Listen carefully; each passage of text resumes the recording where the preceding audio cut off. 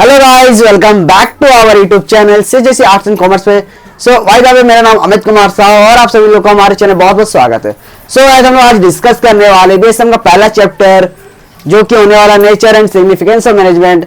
अगर आप लोग भाई स्टेट बोर्ड से आए हो, सीबीएसई से आए हो या आईसीएसई से आए हो, अगर ये वीडियो आप देखते हो भाई, आप ये वीडियो आप समझोगे क्या, दूसरा समझा भी सकोगे अगर आप सही से देखते हो तब। सो गाइस, चलो हम लोग स्टार्ट करते हैं भाई पहला chapter nature and significance of management, +2 second year commerce का पहला चैप्टर। तो ये सबसे पहले आप जो नेचर और सिग्निफिकेंस का बाद में बात कर रहे थे, मैनेजमेंट होता है क्या है, पहले मैनेजमेंट के बारे में तो जानो। तो मैनेजमेंट ज्यादा कुछ नहीं भाई, प्रोसेस है। मैनेजमेंट का प्रोसेस में प्लानिंग करना, ऑर्गेनाइजिंग करना, भाई काम को बांटना, स्टाफिंग करना, फिर भैया डायरेक्टिंग करना, कंट्रोलिंग करना।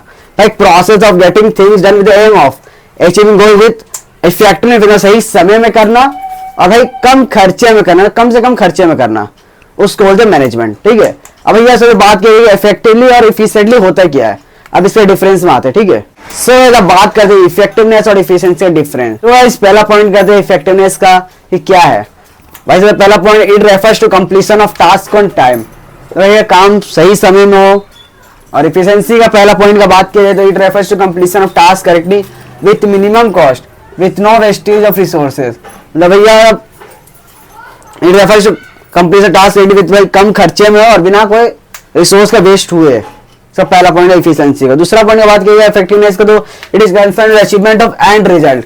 भाई एंड रिजल्ट में कंसर्न करना है, it is concern with achievement of end result. और दूसरा पॉइंट बात की efficiency, it is concern with cost benefit analysis utilizing minimum resource and getting maximum benefits. भाई कम से कम रिसोर्स यूज करके कि कैसे ज्यादा बेनिफिट हो, इफिशिएंसी दूसरा पॉइंट। और तीसरा बात किया जाए इफेक्टिवनेस का, तीसरा पॉइंट क्या है, जैसे कि it is producing target production, जो प्रोड्यूसिंग टारगेट से रहता है प्रोडक्शन सही समय में हो, कि टाइम से हो जाए। और इफिशिएंसी का तीसरा पॉइंट का बात किया जाए तो भाई इस producing target production with minimum cost, भाई कम से कम खर्चे में हो, इसका प्रोड्यूसिंग टारगेट का ये रहता है, टारगेट रहता है producing production of its minimum cost, कम खर्चे में हो।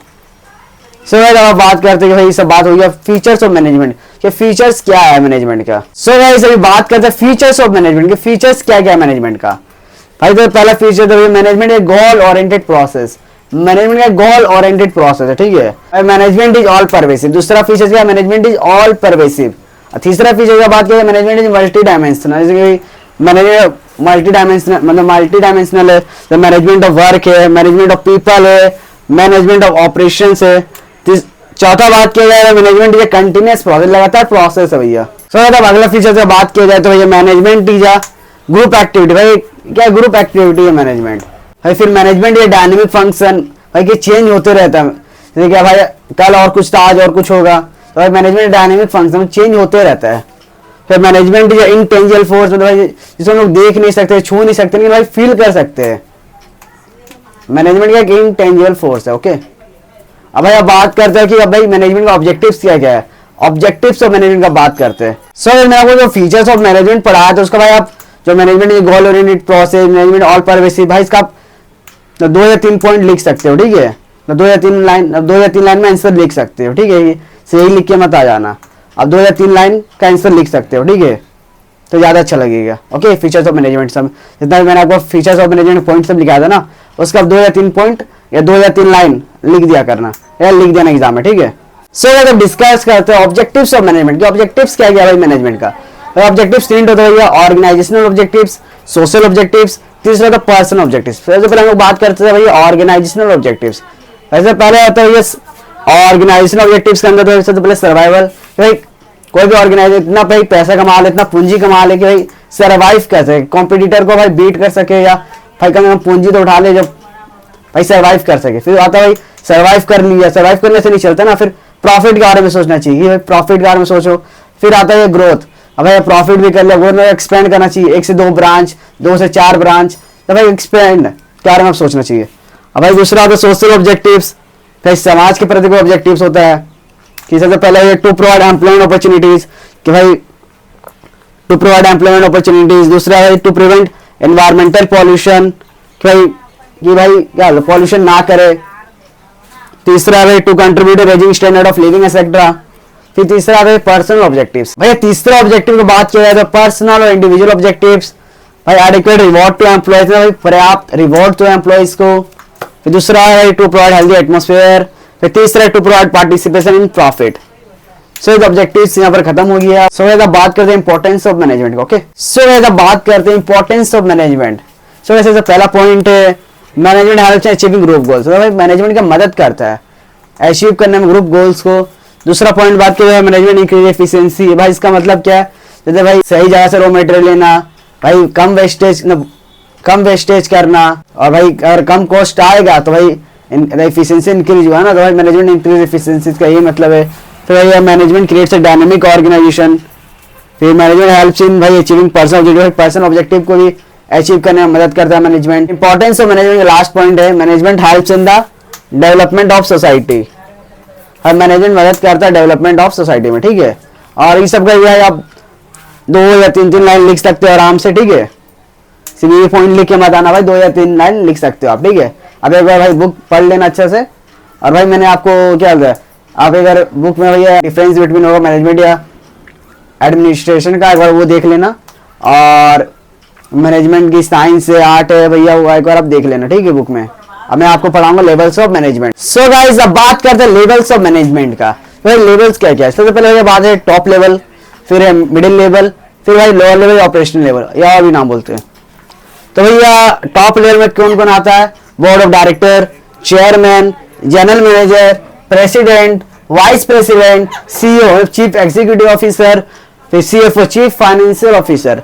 अब मिडिल लेवल मैनेजमेंट की बात करें, मिडिल लेवल कौन कौन आता है भाई, purchase manager, sales manager, marketing manager, executive officer, divisional head, department head, और भैया बुक में आप देख सकते हो। अब लोअर लेवल या ऑपरेशनल लेवल का बात किया जाए तो भाई supervisor, foreman, section officer, clerk.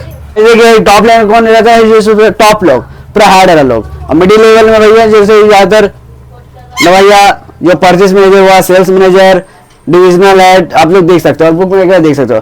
और जो भाई लोअर लेवल ऑपरेशनल लेवल कौन रहता है, जो डायरेक्ट एम्प्लॉय या वर्कर से टच में रहता है, ठीक है।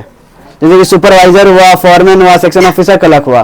भाई ये सब जो है ना, ये सब आप याद कर लिया करना, तो एग्जाम में भाई एमसीक्यू फॉर्म में या भाई मार्क में पूछ लिया करता है भाई कि टॉप लेवल में कौन है बताओ, मिडिल लेवल में कौन है बताओ, या परचेस मैनेजर किस में आता है, सुपरवाइजर कौन से लेवल में आता है, ये सब पूछ लेता है, ठीक है। अब ऑथोरिटी की बात की, ऑथोरिटी क्या होता है भाई, टॉप लेवल को मिडिल लेवल का बात सुनना पड़ता है, और मिडिल लेवल का बात लोअर लेवल या ऑपरेशनल को सुनना पड़ता है बात। और अकाउंटेबिलिटी भाई नीचे से ऊपर चलता है, तो भाई जवाब देना पड़ता है। लोअर लेवल कुछ गलत करता है या कुछ गलत काम करता है, भाई मिडिल लेवल को जवाब देना पड़ेगा, या मिडिल लेवल कुछ गलत करेगा तो भाई टॉप लेवल को जवाब देना पड़ेगा, ठीक है। भाई अकाउंटेबिलिटी नीचे से ऊपर चलता है, ऑथोरिटी ऊपर से नीचे, ठीक है। तो गाइस आज हम लोग बात करेंगे भाई कि टॉप लेवल का क्या काम है, मिडिल लेवल का क्या काम है, ठीक है। सो गाइस अब बात करते हैं, डिस्कस करते हैं टॉप लेवल का क्या क्या फंक्शन है, क्या क्या काम रहता है। सबसे पहला भाई काम है कि डिटरमाइन ऑब्जेक्टिव्स। दूसरा है भाई framing plans and policy, frame करना प्लान्स और पॉलिसीज को। तीसरा ऑर्गेनाइजिंग एक्टिविटीज, ऑर्गेनाइजिंग करना एक्टिविटीज को। असेंबलिंग ऑल द रिसोर्सेज, भाई जितना भी रिसोर्सेज असेंबलिंग करना।